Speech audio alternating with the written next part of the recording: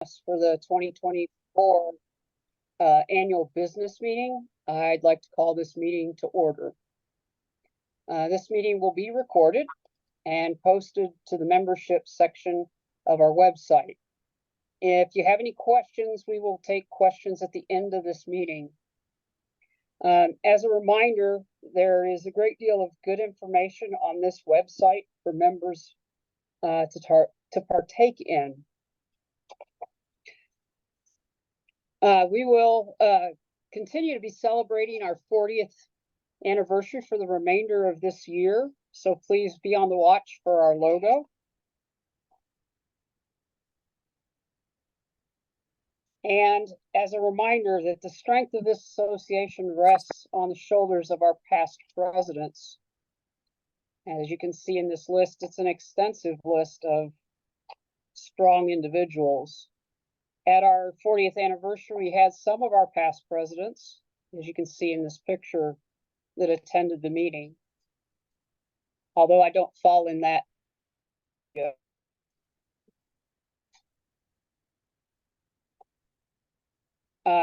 We'd like to thank the hardworking executive council that we have right now. You can see these people listed here. Our president-elect, Jenny, Treasurer Tiffany, Secretary Kristen, Gladder Rep Patrick, long-serving Gladder Rep, Communications Committee Chair Megan, Copa, Brandy, and why did I just forget his name? Kim, can you help me here real quick?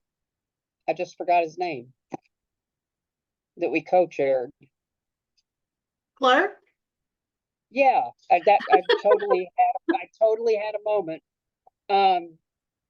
Development Committee, Scott Sell, Governmental Affairs, Lucas, Professional Development Committee, Kathy Remsburg and Vince Stilger are now co-chairing.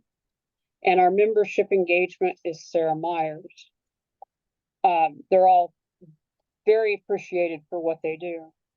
And I want to send out a special thank you to Adam Thompson, who just finished his term and is in Paris right now, gearing up for the Olympics. And Daniel and Chrissy Lauber, who have just stepped off of the Professional Development Committee and helped put on a very well-attended and very successful summer symposium. And our committee coordinators, we can't forget to thank them for their work as well. And as you can see their names here. And we have pictures to follow here from our summer 40th anniversary celebration. This is our picture of our IATA EC. And we would definitely, most certainly like to thank our sponsors, especially our elite sponsors, Forte and the Clark Group. And we'd like to thank Community Health Network, Sports Medicine, as well as our bronze sponsors, Ultra Ankle, Concentra, and Methodist Hospital Orthopedic Spine Center and Sports Medicine. Some of our member benefits.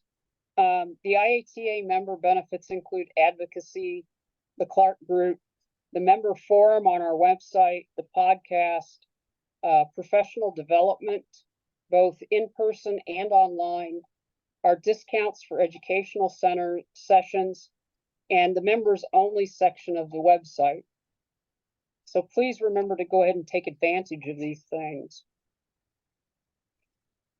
So just to recap what's gone on since July of 2023, we've formalized the strategic plan and are working on it all the time. We've had the legal interpretation of the updated Practice Act, and you can find that on the members only section of the website. We are finalizing the bylaws and policies and procedures, and we'll have them updated shortly. And we had the very successful 40th anniversary celebration and annual symposium this June. And here are some pictures from the symposium celebration, or sorry, the 40th anniversary celebration and annual symposium.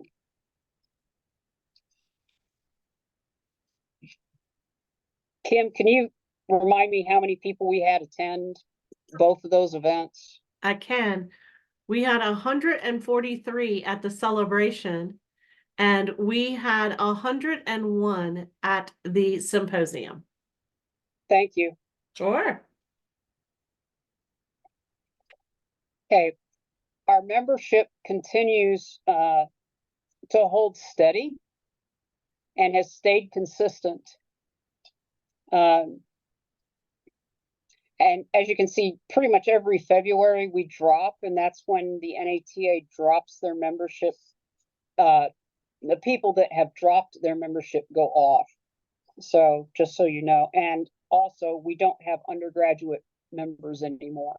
So that's fine as you look at this. All right, and on this map, you can see where our members are concentrated within the state, as well as our leadership. And our leadership is now pretty well distributed throughout the state. And this is a good thing to see. And hopefully we can continue to see that.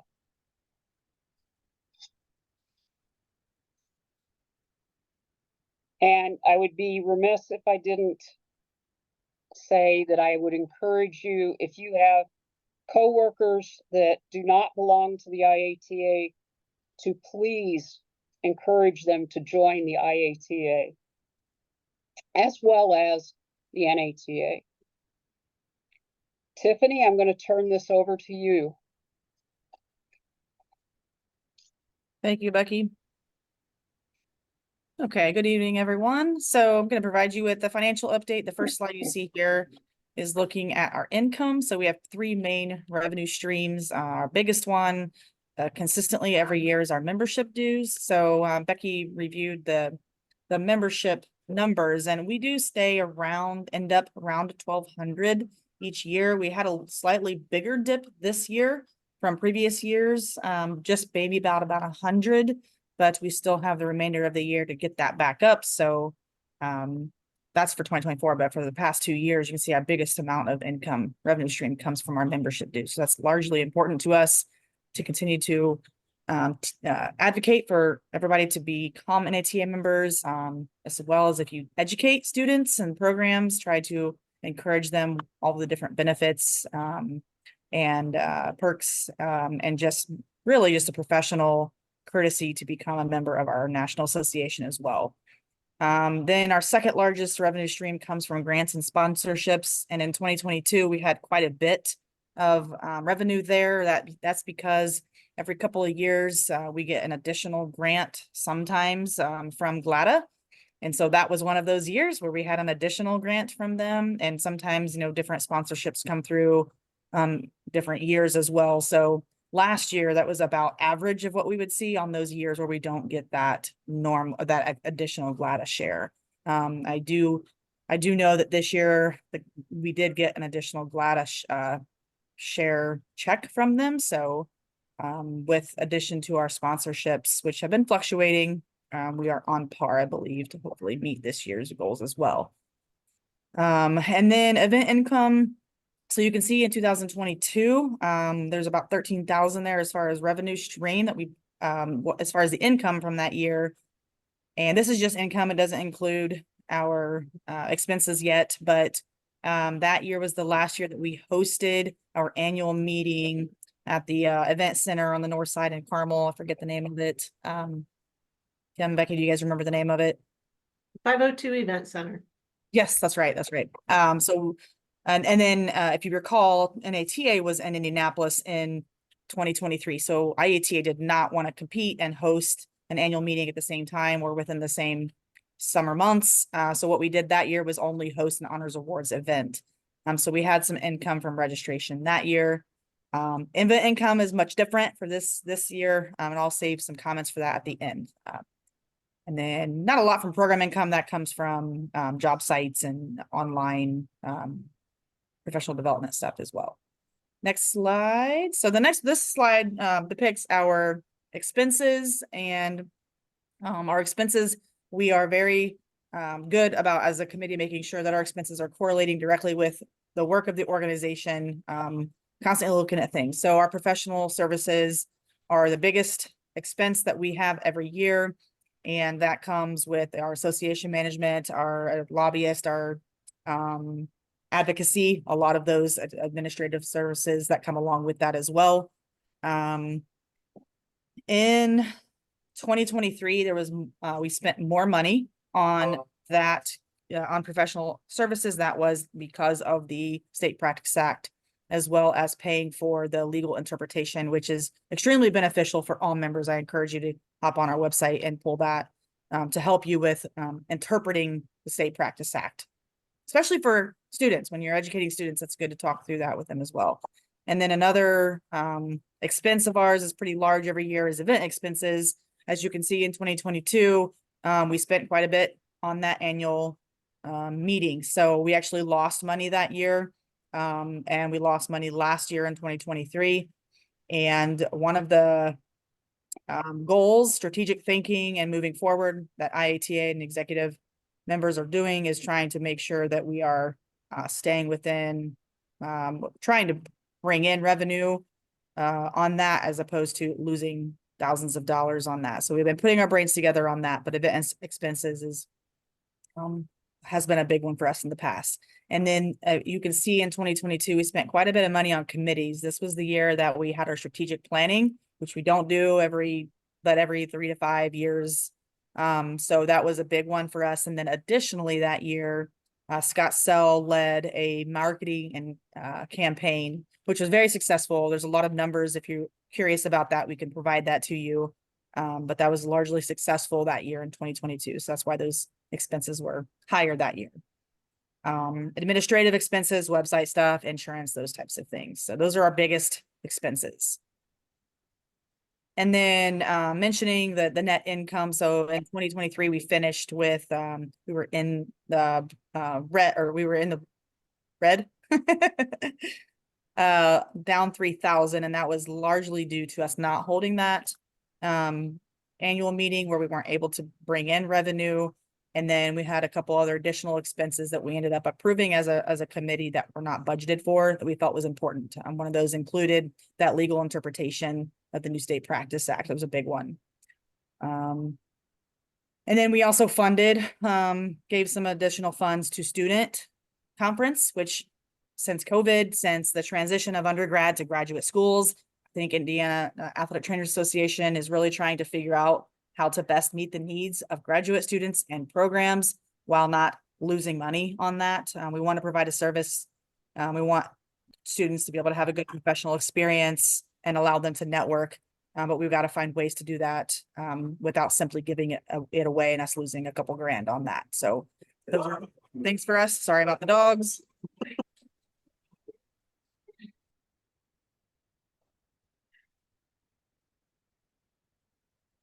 Sorry. One last thing, as I speak over my dogs, checking account. We're at 122,699. That was at the end of 2023. And then our Prudential account continues to grow over time. It's our long-term savings account. So long-term, even though we were in the red this past year with net income, we are still very strong as an association and organization. We've done a lot to try to think strategically with making sure that we are going to stay up above net income, positive net gains. And the biggest thing becoming that annual event that we can try to make money on instead of lose money on, as well as sponsorships, which I forgot to mention earlier. Sponsorships are changing. We're trying to imagine what our sponsors are actually looking for. What do they want out of their sponsorship? So if you've got ideas and you know somebody that's got ideas for return on investment for sponsorship and what they're actually looking for now, we got to target individuals and companies, organizations differently. Okay, I'm gonna shut my audio off now. Thank you. Okay, as always, we're looking for volunteers. So if anyone is interested in helping on a committee, please reach out to committee chairs or reach out to me. And we will get you plugged in somewhere where you're interested in working with the committee. Also, our honors and awards. So our scholarship winners are listed here. I know one of the young ladies has already moved on to a work site.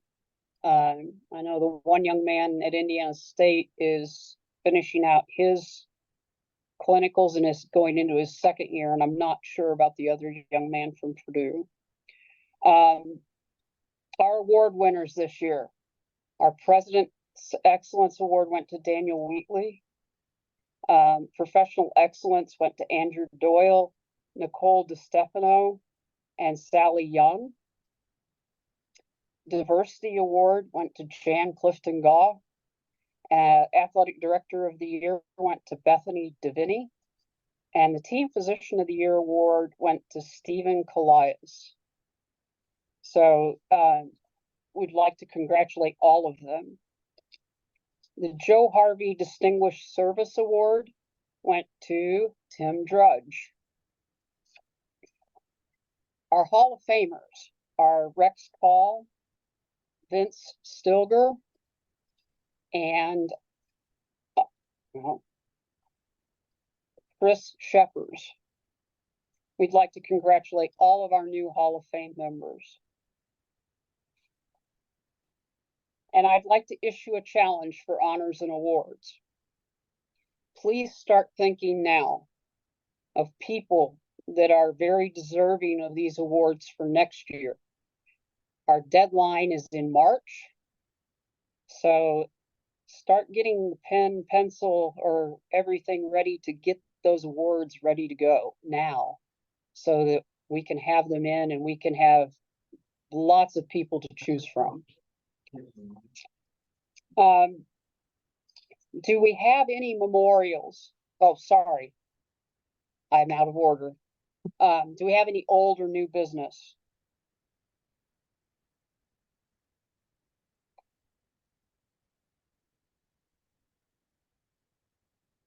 Hearing none. Do we have any memorials?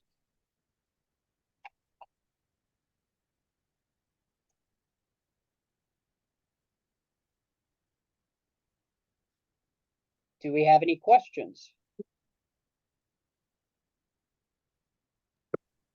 I have a question. This is Okay. Marion Virginia. Are award nominations good for 2 years still? Yes. Okay, thank you. I have a question. Being new on the committee and being on the co-chair, I know Kim sent us reminders for committee reports. What do those look like? What do those consist of? Is it something everybody does? I mean, if I could get some guidance on that, that would be wonderful. Kathy, you're on my list to reach out to for that very information. Okay, perfect. Any other questions? Scott has his hand. I have a question. Regarding the Practice Act and the update that was in place, one of the changes that occurred was a restriction in the form of spinal manipulations no longer being allowed at all for any athletic trainer. I'm wondering if there's an appetite or if there's been any thought or discussion to trying to change that, perhaps some language similar to what physical therapists have implemented, where those can be performed upon referral from a physician or chiropractor. I know there are many in the state who do not do that skill and would gladly never do that skill, but I know there are some in the state who do that and are no longer allowed. If there's thought or discussion, I think that would be certainly supported by those members. Scott, to my knowledge, there's not been any discussion with us on that. You're the first that I've heard it. Kim, do you recall, I believe there was some language that was in there with the updated one, and that was the sticky point that Adam was fighting. And chose not to fight that one as opposed to trying to fight another one that ended up going through. So I don't remember the exact clarification on that, and he's not on here tonight, but I do Yeah, I believe know, there was some stickiness on that. I know that was a compromise, and I think that was a good compromise to get the changes through that Adam uh, and Lucas shepherded through that process. I think it was a wonderful update. Um, it would be, I think, a very good next step to eventually, whether it's this year, the following year, whenever, to maybe try to bring that back if possible. And I know one of the strategies that was successful for physical therapists who fought some similar forces to what I think we would fight is to add the language that it would be done only upon referral from a physician or a chiropractor. So if there's appetite to do that, I think that would be well supported. If there's not, then maybe that's something to consider for the future. So thank you. Yeah, Scott, I'll just jump on and say that, yeah, when we were talking to their lobbyists, it seemed as though there was no room for negotiation. I think Kim can also jump on and confirm if and help my memory on that. But I think that our game plan was to give a little bit of time, maybe a year or so, and then come back to the table and try to have some of that wiggle room. So I appreciate that language, and I think that that's definitely ammunition that we can use, having that model language, and really just trying to make sure that as we look at our overall legislative priorities, we're meeting with the IATA, or the IATA is meeting with the ISHA here in a couple of days to talk about some of our potential concerns and some things that we have wanted to move forward for quite some time. So there definitely is some strategy in there. Kim, can you jump on and help refresh our memory on exactly where the where the chiropractors, where they left us with that? I think you hit it exactly, nail on the head, Lucas. There was opposition and in order not to take the whole entire bill down, the compromise was made. But I think you're exactly right. I think that everybody has talked about, let's see what happens in the next couple of years. This is definitely not off the table. I know that this was probably, as excited as Adam was to get this language passed, that was probably his biggest disappointment about it. He was really hoping to get the whole sweep, but definitely something that's still left on the table.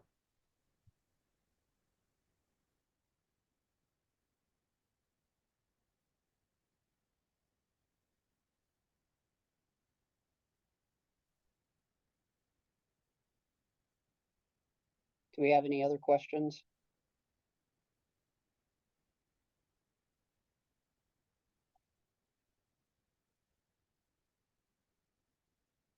Okay, hearing none, going to call the meeting to adjournment.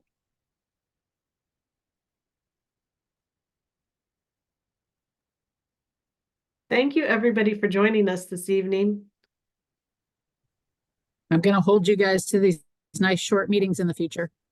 I love it.